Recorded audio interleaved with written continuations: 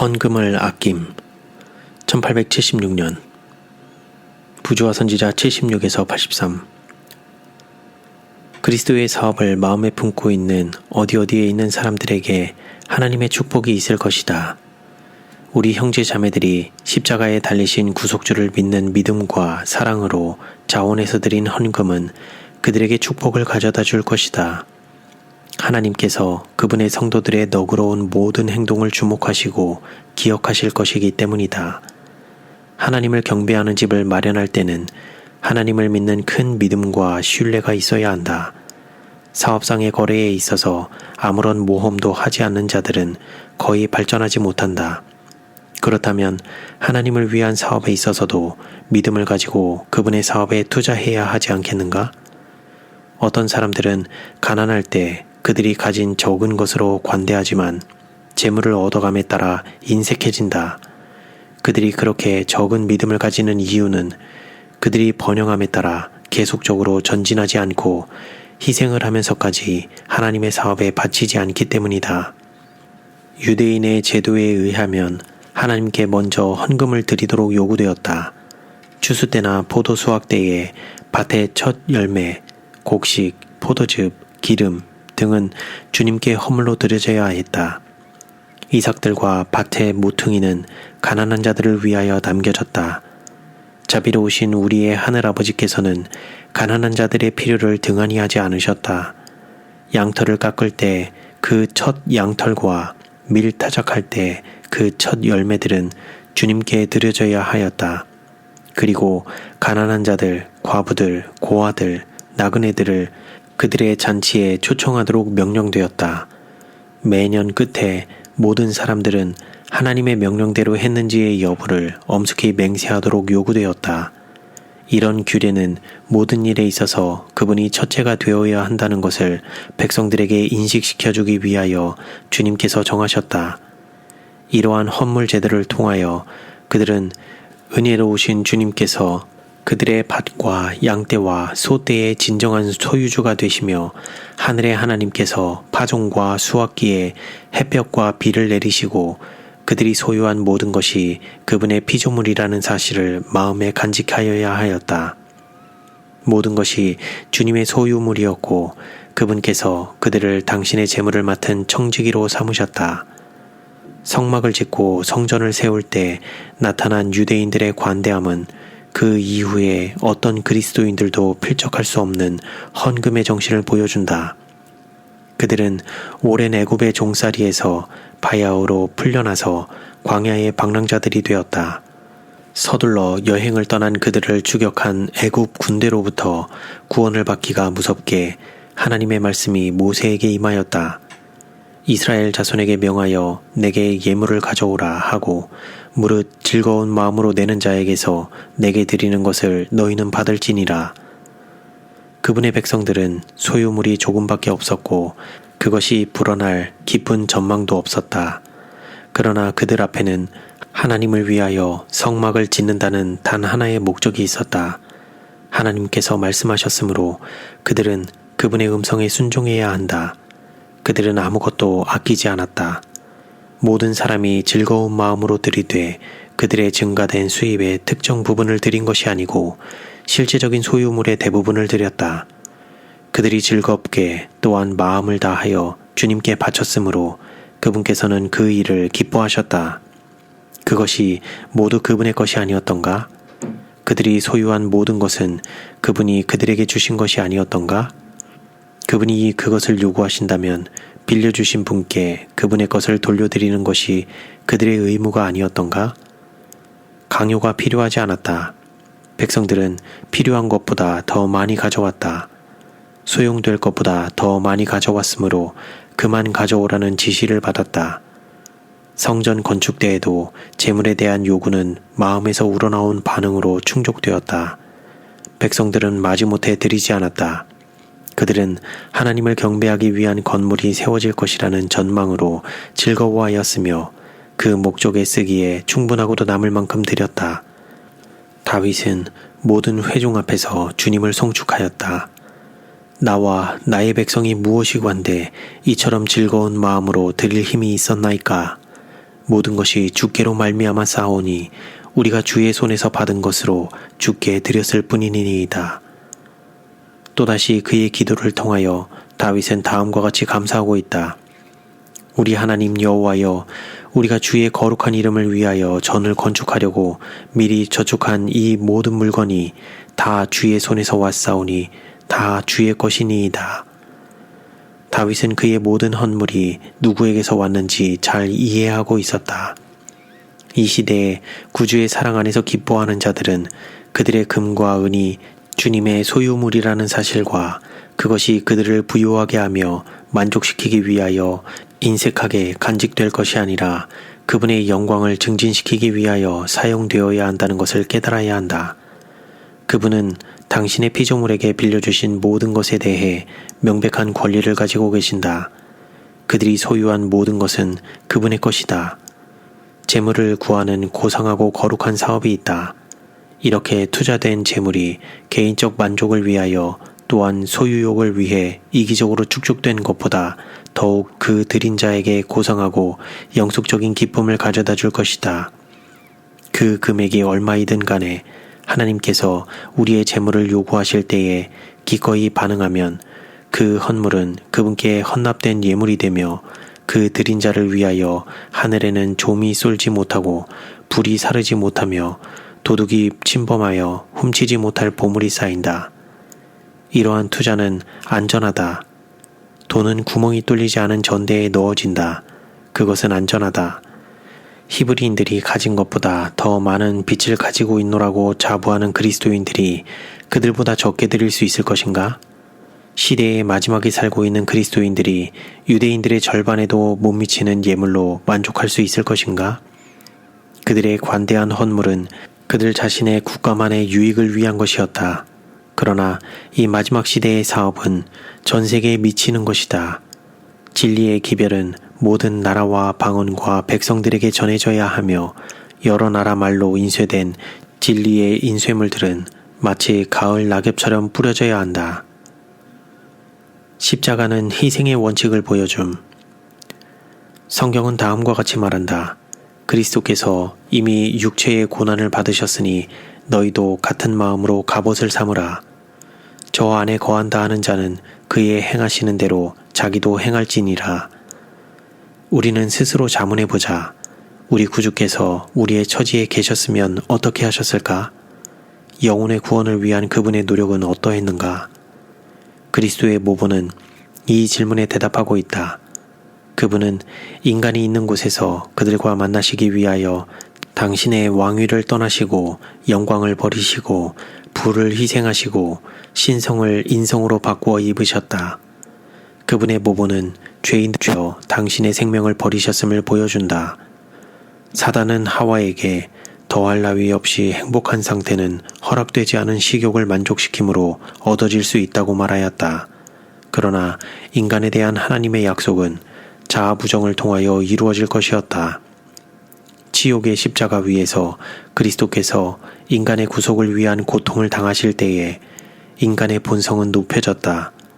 십자가를 통하여서만 인간 가족은 높임을 받아 하늘과 연결될 수 있었다. 하늘을 향한 우리의 여행의 매 발걸음에서 우리는 자아부정과 십자가들을 만난다. 관대한 정신은 하늘의 정신이며 이기적 정신은 사단의 정신이다. 그리스도의 자아 희생적 사랑은 십자가 위에 나타나 있다. 그분은 인류를 구원하기 위하여 당신이 소유한 모든 것과 당신 자신까지라도 주셨다. 그리스도의 십자가는 복된 주님을 따르는 모든 자들의 자선심에 호소한다. 거기에 예시된 원칙은 주고 또 주라는 것이다. 실제적 자산과 선한 행동으로 실천된 이 원칙은 그리스도인 생애의 진정한 열매이다. 세상에 속한 자들의 원칙은 가지고 가지라는 것이며 이렇게 하여 그들은 행복을 얻을 것으로 기대한다. 그러나 이러한 원칙이 적용된 모든 행동의 열매는 불행과 죽음이다. 지상의 거민들에게 진리를 전하고 그들을 죄와 무관심에서 구해내는 것이 그리스도를 따르는 자들의 사명이다. 사람들은 진리를 통해 성화되기 위하여 그것을 소유해야만 하며 우리들은 하나님의 빛의 통로이다. 우리의 재능, 재물, 지식은 단지 우리의 유익만을 위한 것이 아니다. 이것들은 영혼 구원을 위하여 또한 인간을 죄된 생애에서 향상시키며 그리스도를 통하여 무한하신 하나님께로 인도하기 위하여 사용되어야 한다. 우리는 이 사업에 있어서 열렬한 일꾼이 되어 회개하고 믿는 죄인들을 거룩하신 구속주께로 인도하며 인류에 대한 하나님의 사랑의 고상한 의미를 그들에게 새겨주어야 한다.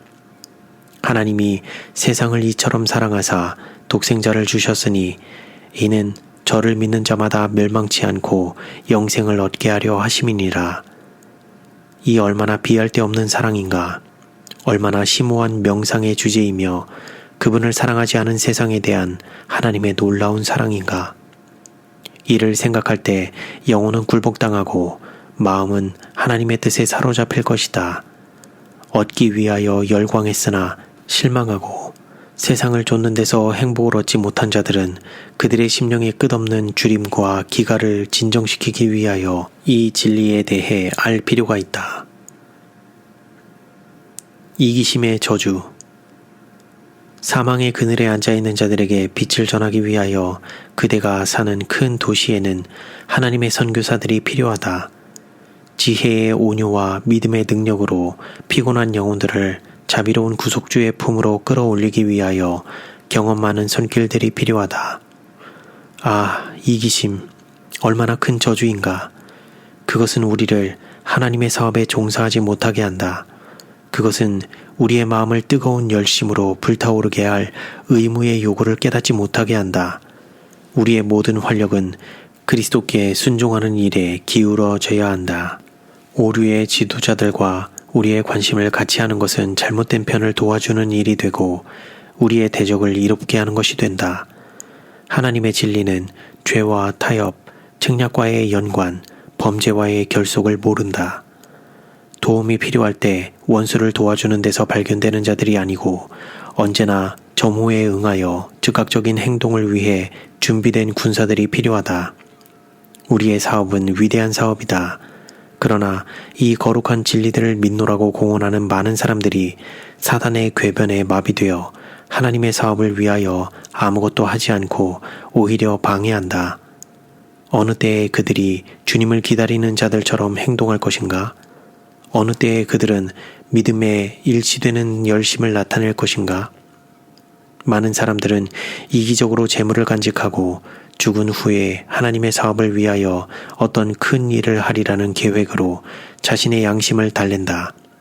그들은 교회와 교회의 각종 사업에 많은 금액을 기증하겠다는 유언장을 만들고는 그들에게 필요되는 모든 것을 다 했다는 생각으로 안심한다. 이 행동의 어떤 면이 그들의 자아부정을 보여주고 있는가? 오히려 그들은 이기심의 진정한 본질을 보여주었다. 그들은 그들의 돈을 더 이상 사용할 수 없게 될 때 그것을 하나님께 드리겠다고 제안한다. 그러나 그들은 가능한 한 오랫동안, 즉 물리칠 수 없는 죽음의 사자에 의해 재물을 버리도록 강요받기까지는 그것을 간직할 것이다. 이러한 유언장은 흔히 실제적인 탐욕의 증거가 된다.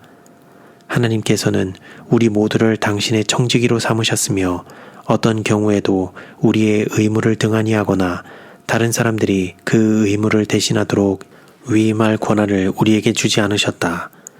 진리의 사업을 전진시키기 위한 재물에 대한 요청은 지금이 가장 절실하다. 우리의 돈이 현재보다 더 많은 양의 선한 일을 할 수 있는 기회는 다시 없을 것이다. 재물을 바르게 사용하는 데 있어서 지체되는 매일은 그것으로 영혼을 구원하는 데서 선을 행할 수 있는 기간을 줄이고 있다. 만일 우리가 하나님께서 우리에게 하도록 주신 그 일을 다른 사람들이 하도록 위임한다면 우리는 우리 자신과 우리가 가진 모든 것을 주신 분을 부당하게 취급하게 된다. 어떻게 다른 사람들이 우리가 해야 할 자선의 사업을 우리 자신이 할 수 있는 것보다 더 잘할 수 있겠는가? 하나님께서는 사람이 그의 생전에 이 문제에 있어서 그 자신의 유언을 실천하기를 바라신다. 역경, 사고, 음모가 계획된 자선의 행위를 영원히 좌절시킬 수도 있으며 그때에 재물을 쌓아둔 자는 그것을 돌보기 위해 더 이상 살아남아 있지 않게 된다. 참으로 많은 사람들이 선을 행할 현재의 황금 기회를 소홀히 함으로 하나님께서 그분의 영광을 위하여 쓰여지도록 맡겨주신 재물을 주님께 돌려드리기도 전에 청지기 직분에서 쫓겨나기를 기다리고 있는 것은 슬픈 일이다. 탐심을 물리치라. 그리스도의 가르침 가운데 두드러진 것 하나는 그분이 자주 또한 진지하게 탐욕을 책망하시고 세상 재물을 모으는 것과 이득에 대하여 지나치게 애착하는 위험을 지적해내신 것이다. 부자의 저택에서, 성전과 길거리에서 그분은 구원을 얻고자 질문하는 자들에게 경고하셨다. 삼가 모든 탐심을 물리치라. 너희가 하나님과 재물을 겸하여 섬기지 못하느니라. 교회에서 하나님의 은총을 떠나가게 하고 그 영성을 죽이는 것은 돈을 모으기에 이같이 몰두하는 것과 이득을 얻기 위한 욕망이 빚어내는 이기심이다. 부를 축적하기 위한 계획과 수고가 머리와 손을 끊임없이 차지하게 되면 하나님과 인간의 요구를 잊어버리게 된다.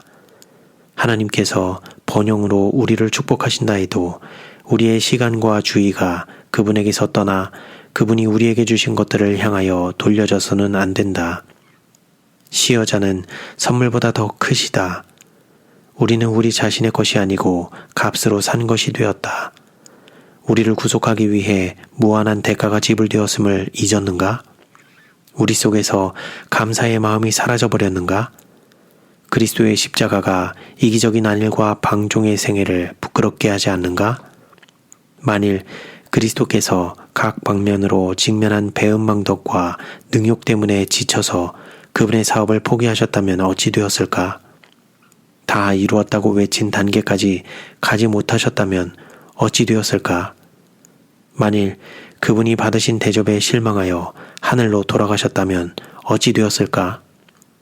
만일 그분이 땀구멍에서 핏방울 같은 큰 땀방울이 떨어지게 한 겟세마네 동산의 심령의 고통을 통과하지 못하셨다면 어찌 되었을까?